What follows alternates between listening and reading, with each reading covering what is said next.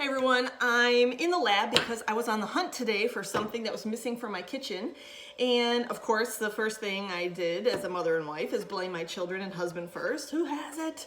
And then after apologies were given, then I always go to the second place where things go when they usually wind up missing from my house is to the lab. And that is exactly where I found this turkey baster that I needed for the upcoming Thanksgiving holiday. But I thought while I'm here, I'm going to explain to you why this was in the lab and maybe you can use it. So I like this turkey baster because to me, it is a giant pipette. And you know me, I like doing supersize demos for the students because sometimes videos and small demonstrations don't have the impact that I want the students to have. So when I had this turkey baster, I came up with this idea during Microscopes. And I love Microscopes. I love students using the Microscopes. So when doing the Microscopes, there's challenges in itself with the microscope, and we have to teach them about the lenses and handling it and that sort of thing. But the other challenge that comes with the microscopes, of course, are doing the slides, doing the wet mounts, doing stains, and that sort of thing.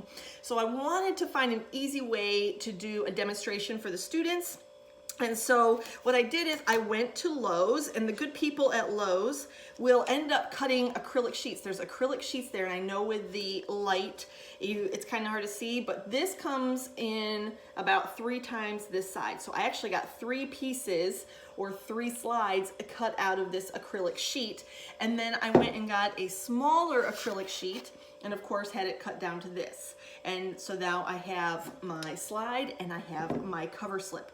So I have these giant things. I'm actually gonna turn off this light right here because I think we're getting a lot of reflection. Ooh, it's a little bit darker in here, but maybe you can see this a little bit better. So here is the slide, and what I want to use this for with the students is let them know, all right, when we are doing a wet mount, you are going to hold the slide flat. You're going to go ahead, get the water with the pipette, and I can even do that quickly to show you, but I really want them to see when we put down the slide, we're holding it on the edge, right? And we drop it at a 45-degree angle down to push the bubbles out.